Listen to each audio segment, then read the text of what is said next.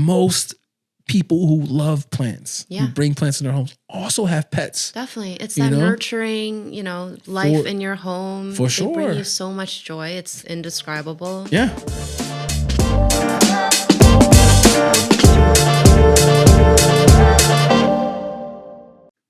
Just having this discussion. Guys, welcome back to another awesome episode of Inside Hilton's Head, where I share anything that's happening inside my head, whether it's, should I be working on my taxes already? I actually, that was inside my head also. Now that you have a team, you might want to. Well, I've been doing this whole thing. Like, I have a bookkeeper that helps me in the process of getting my taxes done. Then. Because do not get me started with waiting until the end of the year to go, hold up, I got to pay taxes? The worst.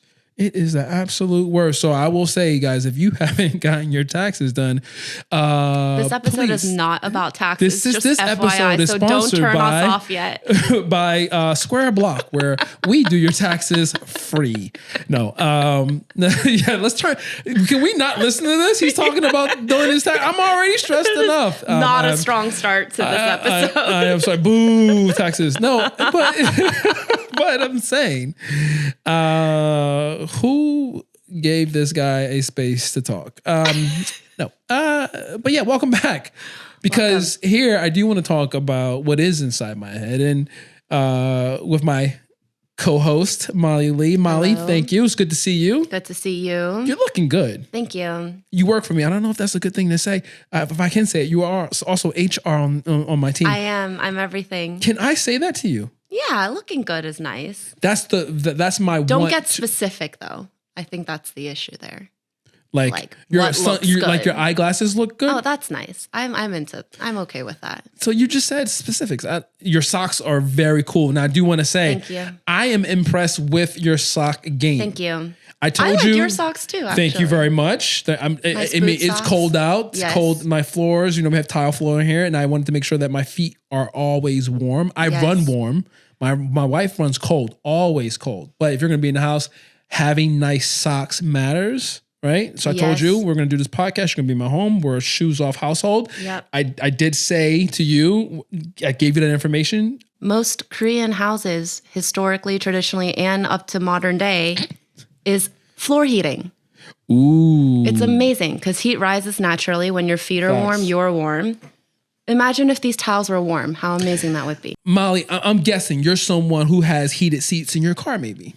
You drive a Tesla. Hey, whoa. This, again, specifics. Hey. I've been in your car. You've been in my car. And I do ask, do you want your butt warm? Yeah. Can I say that to you? Yeah. Do you want your butt warm? Yeah. It's just a physical setting. That's a physical setting. I would just want my whole thing for my people in my orbit. I want to make them feel comfortable. Back to your socks. I told you you were coming over. I wanted you to feel comfortable. Thank you. Ask, wear your best socks. And you have come prepared. I did. Every time we sit here to podcast. Socks on socks. The one thing that has been in my mind, and I've been thinking about a lot lately, is the balance of my plant friends to my pet and kid friends, right? I mean, I guess my kid is my friend. My kid friends. My kid is also That's my an HR issue right there. I was thinking of my own child. She is my friend. I love her so much. I don't have just random kid friends. Can Hilton come out to play? No, no, I do not have that going on. But I do think a lot about how Holland, that's my daughter, how she engages with what I would consider my passion in life is bringing the outdoors in, which that is the only thing she knows, right? Yeah. She came into this world, into this home. Does she think all houses look like this? She's seen other houses. Is she confused, where are the plants? She's young enough where she doesn't verbalize those things. Got it. But in here, where I thought it would be a issue, as far as her ripping up things, pulling leaves out, not being very friendly. I will say with the plants. Well, she just doesn't know how to interact with them yet. She just sees them as a part of our life. Amazing, right? I think at this point in her life, She's 2. She is more of she wants to repeat the things that she sees us doing. So at this current moment, if she sees me miss the plant or water a plant, she wants to follow right behind me and do it. And she's all into I do it myself. I do it myself. Yes. She says that all the time. So she wants to miss the plant herself. She wants to water the plant herself. For sure. So I have somewhat of a assistant in the home that has been really good at following my lead, I'll say, unlike the people who work with me, following my lead and doing the thing that can help the other living things in our home thrive, right? Yeah, I guess my question is like, she's 2, and how do you think she knows to not, pull on the plant leaves, or has she ever, rip something up or draw with the crayon on for sure. them? Well, I mean, that's a great question. But the whole thing is across the board, parenting in general. It's like parenting 101. They learn from the things that you show them. For sure. Right? Like behavior imitation. Imitation is everything. Like they see it, they're sometimes she yells at our dog, Charlie. Because you yell at him. Because I will yell at Charlie. Like, Charlie, stop. Don't do that. Charlie, go other room. Like, Charlie, come inside. Like things like that. She's going to start saying that to you, being like, Dad, go to the other room. Dad, sit down. That's not something she's going to start doing. She already does that. Once they have their own opinions about things, she's always like, Dada, no, mommy, yes, or mommy, no, Dada, yes. But when it came to trying to gradually show her, because when she was a baby, like real baby, she's still baby, but she was baby, right. Like an infant, 6 months, very handsy, wanted to touch every single leaf. Now, this is our home, not just my home, not just my wife's home, it's her home as well. Yeah. And I want her to explore the space and take in as much of what is in her surroundings as possible. Definitely. But there are a lot of plants in here that are much older than her, right? And I tell folks, like, if they're having issues with their pets and their plants, I always ask the first question: who came first? Who came first? You know what I mean? Like, the thing was, instead of having Holland, my daughter, in the home pulling leaves and destroying them inside the house, I took her outside, right? Like, if you want to pull on some leaves, let's pull on the ones outside on trees, but let me show you the process. Let me talk to you about being gentle. Yeah, let me teach you about propagation. Let me teach you about propagation, right? Let me teach you about, but like the same way you have to teach someone that age about being gentle to an animal. Exactly. Don't pull on the cat's tail. Don't pull on Charlie's face or put your hands near Charlie's mouth when he's eating. You do the same thing with other things in your home. So I would teach her like, hey, be gentle to plants, rub them like this or touch them like this.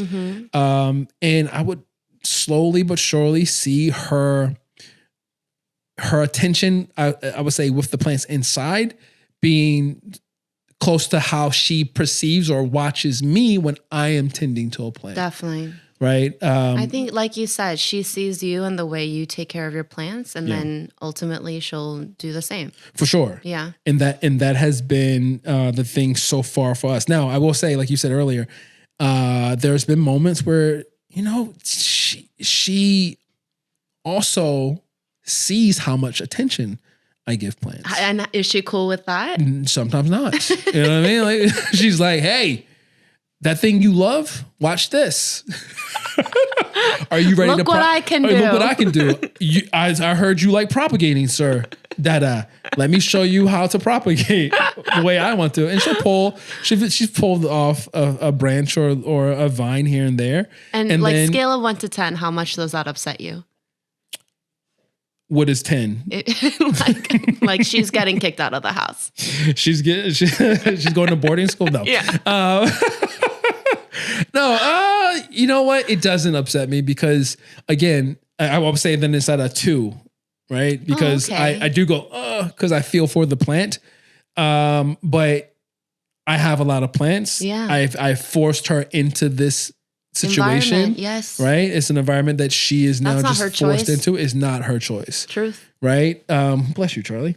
Those of you who can't see us, listeners, my dog Charlie is here. Special guest Charlie. Special guest Charlie today. We're going to be talking about, the living things that are in your home, whether it's pets and kids, and how they cohabitate, right? So, so you might hear some things. Hopefully, you're just hearing them and we're not smelling them.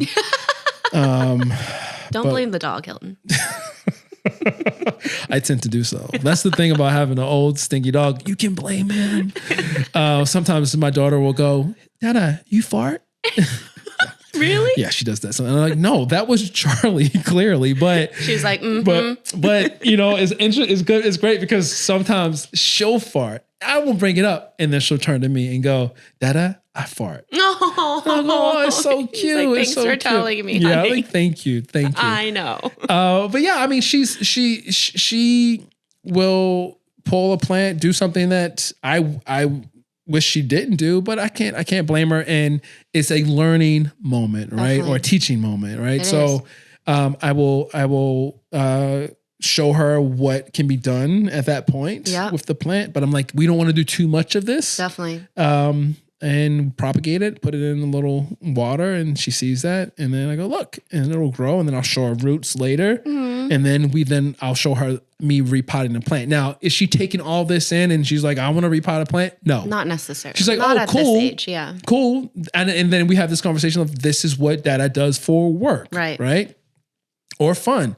So she gets a bit of that. So it's interesting when you have a kid and you want to make sure that she's safe, and you also want to make sure your plants, the things that you're excited about, are safe, right? So when people ask the question, and you worked at a plant shop for many years, and I'm sure guests would walk in and ask, what are the plants that are safe for kids? For sure. Right? And I think the whole thing is to not only guide them into the plants that are non-toxic to kids or pets, but to also educate them in a way to say like, look, just as if you had something really valuable in your home that you didn't want your child or your animal to destroy, you got to think about where you can place those so they're out of reach. For sure. Right? So, I mean, sort of like which plants are, baby safe or cat safe, and then how do you keep those plants safe from your baby or your cat? Exactly. There's sort of two sides to that question. For sure. Like I had a vast cacti collection before Holland came into our home. I remember photos of that. Yeah. And they are now, for the most part, gone. Right. Although they're non-toxic mostly. Exactly. But they are very dangerous. They are like, do not touch me. I bite. Let me show you why you should not touch me. You know what I mean? Like I bite back. So you have to be mindful of those things. And I want my daughter, like there's no plant, there's no animal in my life that is more important to me than my child, right? Yeah. Frank, I know you're here. Those who know me know that Frank is my firstborn. But he stands no chance against Holland. Frank is a plant. Frank is a plant. Frank is a fiddle leaf fig. Those who can see, I'm pointing at Frank right now. But if I have Frank in one hand, my fiddle leaf fig, and I have Charlie, my dog, in the other, you have to and think I can about only save one. Yes, I got to think about that. But when Holland comes into place, I'm dropping Frank. I'm dropping Charlie. Holland or Fiona? I can make more Hollands.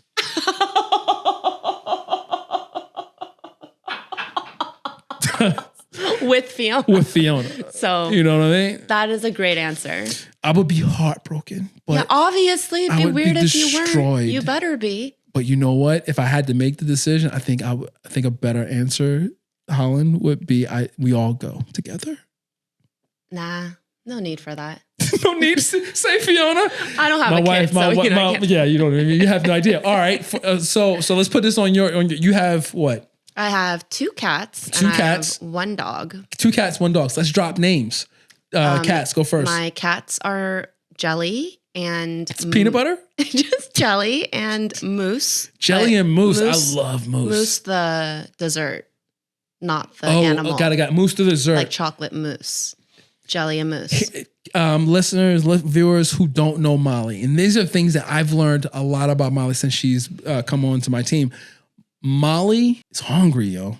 Like her whole life is about food. I love food. For the holidays last Christmas, she made a shrimp ornament. I did. And called her holiday Shrimpmas. I did. Scrimpmas. Scrimpmas.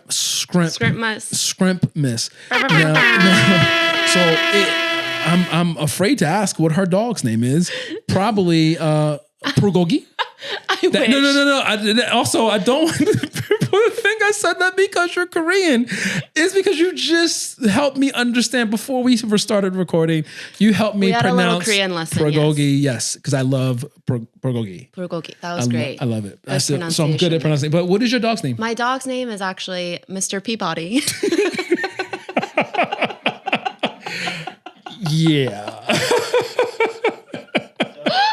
And Mr. Peabody is great. Mr. Peabody's great. He's just what kind of dog is Mr. Peabody? He is a black dog with white paws. Okay, I can relate all my to animals have white paws. What is that about? Jelly does and Moose does too. It's just a coincidence, but it's just a running theme in the household. Shout out to pets with white paws. Yes. Charlie, white paw dog. Yeah. We used to have 2 cats. One of them had a white paw. Really? White paws, yeah. I love the white sock crew. But yeah, he's I would say Chihuahua Terrier Dachshund mix. Whoa, okay. Yeah, he's small. Sounds small. Definitely sounds small. Yeah, okay. His sort of biggest features right now are he has 4 teeth. They're all bottom teeth. So he literally cannot physically chew or bite anybody. Oh. I should stop laughing at this. I should be more like, oh. He's doing great. That's great. Yeah, he owns that fact, but he does also still think that he can get aggressive and bite other dogs. He hates other dogs. He loves all humans. So your partner came into this relationship with me, single mom with 2 cats and a dog. Yes. And how many plants? Because that's where we're at. I mean, like, I'm at like 50. It's like super manageable. 50. Manageable is good. Yeah. Manageable, especially when you have 2 cats, a dog. Yeah. And then now you're introducing this new dude into their world. Shout out to my boyfriend, Eric. Love of my life. What Thank up, you for Eric? taking up with all the crazy stuff that I'm bringing with me. Hey, he was like, you got baggage? I was like, let me show you. He was like, I got arms to help you carry that baggage. That's what you need. You need someone who's going to help you carry that baggage. The best. That's awesome. Now, you got Moose. Yep. You got Jelly. Yep. I got Mr. Peabody. You got Mr. Peabody. Now, you only have 2 arms. I do. It looks like you only have 2 arms. Correct. Let's do Moose and let's do both. Let's do the cats. Moose, Peabody, both arms. You're holding them over a cliff. You can only save one. Who are you saving? Oh man, I can't. Which one of these cats destroys? Like, how tall is a cliff though? Like, can my cat land on its feet? They're dead. Oh shit. They're dead. Like splattered. Oh no, don't do this to me. I can't. Oh my goodness. You just made me do the Fiona or my daughter. What is happening here? Touche. Oh my God. I think I'd have to go with Mr. Peabody. Now here's the glass half full, half empty part. So you're killing Mr. Peabody? I'm saving Mr. Peabody. You're saving Mr. Peabody. I think my only thing is that Moose is still a cat, so there's still potential. And you're thinking about the lives. Yeah, Moose is also very overweight. So I thought maybe there's some more cushion when she lands, and there's a possibility of less damage. Okay, I get that. How many lives do you think Moose has lost or used so far? Yeah. Her 7 years. I think it's 9 lives, and I think she still has all of them because she doesn't get she's into a house trouble. cat. Yeah. She just stays in the house, does nothing. That's why she's so fat. She does a lot of stuff, but nothing that's detrimental to her life. She just, fucks shit up as other cats do. Indoors. Now we're talking about fucking shit up. Are we talking your plants? Yeah. Because that's where we're at. What are the things that you've learned over the years of having Moose? Now I want to ask again, what came first, plants or your Moose love? So Jelly was my first cat. I did have maybe like 8 plants at that point when I got Jelly. Did you consider the types of plants you had in your home already when you had, so you were just like, I don't even know if cats can die from eating these plants. And my relationship to plants was totally different then. They were just like decoration. And I had no idea how to care for them. I mean, I was watering my cat. Get out. Everyone has a learning curve. We support that. It's all trial and error. It's all trial and error to a point, you know. Like if you decided to want to bake a really nice bread, you don't just randomly just go grab ingredients and try to make a bread. You follow a recipe. Fair. You know, and there's many books out there to help you follow recipes. Not saying that you need to purchase any of the ones that I have made, but you know, it can help you save the lives. Good smooth plug. Hey, good job. But yeah, continue. So yeah, I had my plants first. I probably had like 4 or 5 of them on the windowsill. I was living in a north-facing, very dark apartment, so I had to put pretty much all my plants right on the windowsill. Obviously, my cat loved the windowsill, and then it was a big plant first cat windowsill, situation. It was tough. My cat wouldn't necessarily eat the plants, but she would definitely want to just knock them over so she can sit on the sill. Oh, for sure. And I think I read a lot online, like how to do it, but what was the one thing that helped?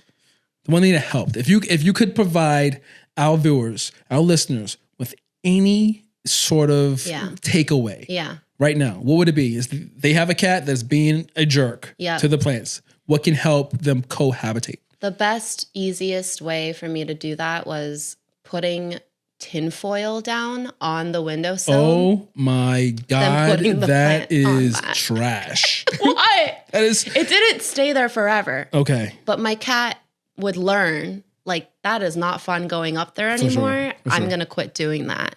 And so then what was the timing on this then? So I got my cat. She immediately started messing stuff up in terms of my plants. I put the tinfoil down. Within a week or 2, she stopped. Okay. And then not only that, I gave her an area of the windowsill where she was welcome. And I try to make that area like the most ideal windowsill area for her. The best view. I made it kind of cozy. Okay. Yeah. And so cozy it up for your cats, y'all. Yes. It's sort of like with the kid. You just like distract them from this thing and then set them that way and make that super fun and awesome. There's the thing. And then that's exactly what my cat did. And then since then I can't say I've had 0 casualties, but it's definitely been a more welcoming cohabitation situation. Got it. So it was more so she wanted the space that she thought you were giving the plants she was like, the ideal space for me is in that sun where you are putting your plants. I want to be there. Yeah. Move. And now that you gave her a space, she's chill. Exactly. A lot of people are having issues when it comes to their cats eating their plants or pissing or using the soil as their litter box. None of that happened to you. All of that's happened. All of that is happening to you. The eating is an issue. Obviously, you don't want your cats consuming toxic plants. But I will say, almost 90-something% of houseplants are considered at least mildly toxic to cats and dogs for consumption. Kids as well. Yep, and to kids. And a big part of that, though, is if they consume like the entire plant. Yeah. And so obviously be mindful. I'll never recommend that someone gets a toxic plant when they have a cat. For sure. But, just be mindful. Some cats don't necessarily want to eat the plant. It's like cats are carnivorous animals. Yeah, so they're not trying to like eat a salad today. That's fact. So, they might nibble out of curiosity and like it might feel weird for them and they kind of like that. But my cat personally has never like consumed like a whole leaf. Yeah. And it does make them sick. It does make them throw up even if they nibble. Mild vomiting. Yeah, mild vomiting. Yeah. And then I guess like itchiness of the tongue and stuff is stuff that happens to them. But it wasn't that bad. I mean, she kind of learns her lesson. She's like, this doesn't taste good and I'm not going to eat it anymore. But the real issue is the litter box in your pot. The real issue is my second cat, Moose, who still to this day. And you're saving Moose. Is that what you said? And that's the thing. Like, I have a very No. I'm sorry. I messed up. Oh, you're killing Moose. I'm not killing. Or you're saving Peabody, Mr. Peabody. Frame it that way. Okay, we'll frame it like that. So Moose, she's not. And I don't want to body shame. Moose is Moose is a little bit bigger of a cat. She's overweight. She's overweight. She weighs twice as much as my other cat. And that's because of her consumption of not salads, of clearly. food. Yes. When she eats, I've never seen a cat open their mouth so wide to like consume food. Moose, if you are hearing this. She's just that like weird kid in your school classroom who's always kind of like dirty and damp and you don't know why. I'm sorry. They're really whoa. Did you say a kid is damp? You know what I mean? Just that kid who's like super nice. Nothing's wrong with them. Dirty and damp. But, they're great and, fine. But there's just something. Damp ass kid. You just don't know why. It's just a mysterious dampness and a mysterious dirtiness. You like can't point your finger at exactly what that is. But it's just musty kids. Hey, musty kids. Yeah, it's okay. And we all grow out of the musty kid phase. And like the musty kid doesn't even know they're musty. And that's Moose. Moose is damp. Yeah, Moose is damp. Okay. And Moose eats weird. She's just kind of a messy girl. And it's okay. But the part that's not okay is that she still to this day pees in my pot, my big pot, the only one she can fit in now. Yeah. That's about 16 inches diameter. That my variegated Monstera, Ooh. Thai constellation, super mature and fenestrated is potted in. How old is Moose? She is 3 now. I'm gonna talk to Moose directly. I know, you got Moose, if you want to live to be 4, you might want to slow down and peeing in that Thai because Mommy already let your hand go on the cliff. Because I'll tell you hierarchy. I don't know where Jelly, because Jelly was first. I know. I can tell you this. Jelly was there first before you, Moose. And she's already going to let you go if she has to hold you and Mr. Peabody. Yeah. Let's try this again. You have Moose in one hand and your Tycon in the other. Oh, I'm Tycon. Bye-bye. That's okay. All right. Fine. But I will say. I never yell at her for it because it doesn't work with my cats to like yell at them. They just think they don't know. So it's continuing to happen. So you've tried different things. What have you tried to keep her from using that pot? The first thing I tried was putting in foil. Like big pebbles. Pebbles. I always tell people stones. They don't like to walk on top of that stuff. She did not care. She dug right through that, found her hole, and peed in the hole. And then after that, which I still do to this day, is I just put tinfoil on the top of the dirt. Yeah. To hopefully keep her away, but. She might do it again if I remove the tinfoil. And obviously it doesn't look great. It does not look great. But I like the Wizard of Oz. I like the Tin Man.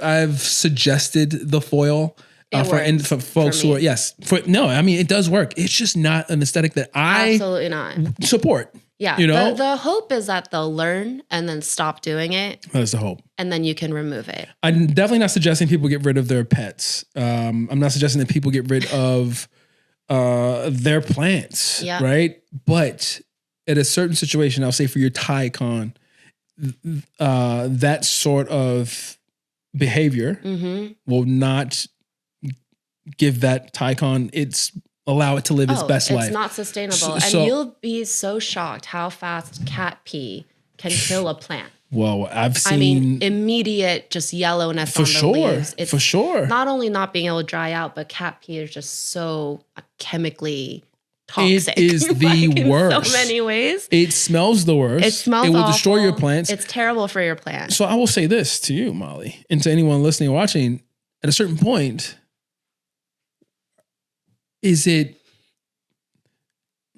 your selfishness? Yes. That is going to make you just say, well, Mr. Tycon, I don't know if you named your plant. I'm sorry you have to go through this, but I love you so much, or I paid so much for you. You're just going to have to push through, buddy. Versus saying, hey, Moose can't help to pee in you. Yeah. I'm sorry, but I want you to live your best life. Right. So I'm going to let you go to someone else's home. Oh, I could never. Molly? They're all my babies. But Molly. They're my responsibility, and I'm going to try to help them thrive in my environment. Even if it's not aesthetically pleasing and this poor Tycon has to live with like a tinfoil costume for the rest of its life. Molly's being selfish, y'all. But hey, sometimes you have too much joy. It brings you too much joy. Yeah. And I guess that's where the real question of this particular episode is. If it brings you joy, is it worth harming others? Is it worth it? Is it worth harming others if whatever that thing is brings you joy? No, it's not worth. Wait, who am I harming though? You're harming the Tycoon. It could easily live a great life somewhere else. I mean, look around here. It could live here where no one's peeing in the pots. You're not gonna like hearing this, but my relationship with my plants is a little different than yours. I don't name my plants. Okay. I intentionally don't get too personally invested in it emotionally. I learned that the hard way though, from working like at the plant shop, also going through my own trial and error of plants dying in my care, feeling so awful about that I think I found like a healthy boundary where I love my plants and I care for it, but I recognize that they're not sentient beings and that. Look at her. Big word alert. Jesus, nerd. No. That they don't have, feelings. Come on now. Don't have feelings. Jeez. Yeah. But that, that's my personal agree to disagree. 2 cents. I get it. This has been your journey. You've learned that. So we're gonna agree to disagree in that sort of respect. But I do hear you for sure, because you're not gonna be able to keep every single plant in your life healthy, happy, and alive. And you're going to learn through trial and error what you should and should not do, right? Yes. Like some people, if I were to really feel bad for this plant, it starts from the fact that they've been like cultivated in some greenhouse in Florida and now lives in like an apartment in DC in a pot when they should be living in their natural habitat in the rainforest on a tree. I mean, come on then. We can go all the way there. Now we're talking about your domesticated cats and dog, right? I mean, come on now. Like, Charlie would love to roam free. Would he? Hell no. This dude's like, Charlie's definitely cool there. Charlie's like, I'm living the best life in here. I don't want to be out there. He just wishes there's like floor heating right now. Oh, he does. He really does. And he will be right there. We've been burning a lot of fires because it's cold here in Baltimore. And Charlie will position himself right in the fire. But I will say this, not in the fire, next to the fire. Let's not go in the fire. Next to the fire. But I mean, like, it's the whole thing of what is, I mean, to take it to where you tried to take it. I mean, dogs used to live, we used to have when I was a kid, like, people had dog houses outside. Yeah, year round and stuff. Yes. Have you seen a dog house? Yeah. Lately, have you seen any dog? Do people do they make dog houses anymore? It's like a sin. It's like bad. It's like, you better not keep that dog outside. Like, it's too hot out there. And it's too cold. I think that's a good cultural shift because we've domesticated dogs to a point where they cannot withstand freezing temperatures anymore. In the same, I'm sorry, I didn't mean to point at you.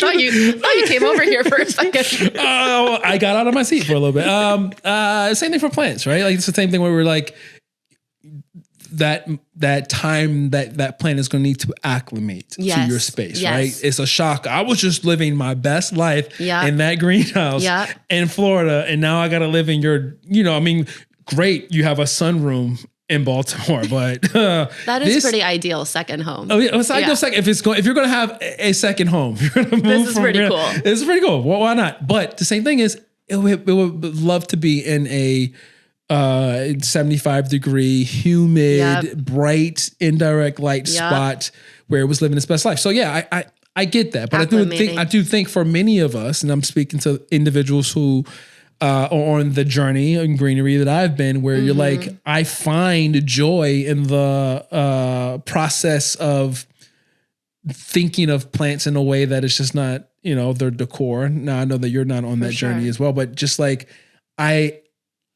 they are going to benefit or thrive or live their best life based on what I provide them. Absolutely. They're completely relying on you. Exactly. So if I have an issue, like the two cats that my wife and I had that are no longer with us, rest in peace, Zoe and what? What'd you say? Rest in peace. Oh, rest in peace. Zoe and Isabella, rest in peace. Yeah. We lucked out. Whenever I was shown an image of one of our cats, so many questions. How do your cats or your cat coexist with your plants? Like, what do you do? My cat would fuck shit up in here right See, now. And we lucked out. We had cats that didn't care. That's amazing. Right? Didn't care. But it was hard. It's hard to tell someone, hey, you should be doing these things. And I was like, look, if any of our cats ever mess with the plant, it's basically like to bat at it, right? Because a palm would be moving because the window's open. There's a little breeze. Sure. Right? But they weren't consuming plants. Like Charlie, he does not care. But when we go outside, he's like, and that's the thing I feared. Like, he tries to lift his leg on every single thing. Like he's killed so many flowers and shrubs that we put outside. Once he goes outside, he just wants to pee on everything. Yeah. But he recognizes that he shouldn't in here. Yeah, he doesn't pee on anything. Like when I worked at the plant shop, there were so many, we were dog friendly. Yeah. Dogs would come in and they would legitimately still think they're outside because there are just so many plants. Yeah. They'd be like, oh, this tree on the corner. But maybe they think they're outside of their home. I will say this with Charlie, and I've never brought Charlie into a plant shop, I don't think. But Charlie, when we first, I guess kind of like your situation with your pets and your relationships, my wife brought the cats into our relationship. I brought Charlie. So when we first tried to get them together, Charlie did not fuck with cats at all. What does that mean? Like he would he would run after them, I don't know what he was going to try to do, but he did try to do something with one of our cats, Isabella, when they first interacted, and we had to separate them. So when Fiona and I came together, one household, we brought them in at the exact same time. Charlie was chill. He was like, this is my house with these cats. And this is our home. But we also realized inside the house with our two cats, those were his cats. Out in the streets, I'm going to kill that cat. Oh, because that's not my cat. So he's like, okay, this is my people. Those are not. Yeah, it wasn't like he's now like, I'm cool with all cats. He was just like, no, these are my cats. My homies, yeah. Exactly. So maybe you're a dog that will walk into your plant shop. It's like, inside my home, these are my plants. Outside of my home, whether it's outside or in someone else's home, right? I don't give a damn about these plants. I'm gonna pee on them. That's not my crew. So I don't roll with you. You don't know me like that. I think, just to wrap it up, because I think people, it's a big question. For sure. Most people who love plants, who bring plants in their homes, also have pets. Definitely. It's that nurturing, life in your home. For sure. They bring you so much joy. It's indescribable. Yeah. And I think the answer is that there is no real answer. Every cat personality is different. Every baby is different. But I think a big thing, like you said, is just imitation, like especially for kids, is like however you treat your plants, they'll do the same, and they'll learn in time to do the same. And that's also about how you treat others, right? Like not just plants, how you treat your pets, how you treat other people, eat, how you walk around, everything. They are absorbing it all, and they are watching what you do. For sure. I can't say that the same about your pets, but I get at the same time, at the end of the day, I think it is let's find out how to best cohabitate with all of the living things in our home. And if you're having a hard time, there are ways, tips, and tricks to make sure you have particular plants that are non-toxic. Just be aware that maybe you have to put them higher in your home. You can't just have everything at a level, I guess, in your space where they can destroy it. Definitely. Right? If it's important to you, because the plants in my home aren't important to everyone in my home. My wife loves the feeling of having all these plants, but she's not losing her mind if one of them dies. She's just like, okay, I guess that plant is dead. I'm like, you? No! Oh my! We'll have to talk about this in another episode. But yeah, you're on a different journey than me. It's not emotional to you. It's emotional to me. I do name my. I've named them. Not, I haven't not like detrimental like you. I'm not. I'm not letting. I'm not. Does it ruin your day? No. Well, that's not what I'm saying. It does ruin my day. And we'll talk about this later, but we've talked enough. I can't keep going. Got it. I got things to do. Molly, like I told you, when we started this podcast for us to get to know each other a bit better, to talk about the things that are in my head that I just need to get out there. But I will say it's emotional, but I know that it's not the end of the world. It isn't. You're right. And I will say at the end of the day, there are pieces of a dying plant that you can save, propagate, and see new life develop and go on. And that's so cool. And that is so cool. So I hope there's something there for you guys to take away and add into your own family household of pets, kids, and plants, and learn from. So Thank you for watching. Thank you for listening. And Molly, any last words? Adopt, don't shop. Adopt, don't shop. Unless you want something really special. Hey. All right, guys. Okay. Definitely support your local shelters, guys. Hey. All right. Be well.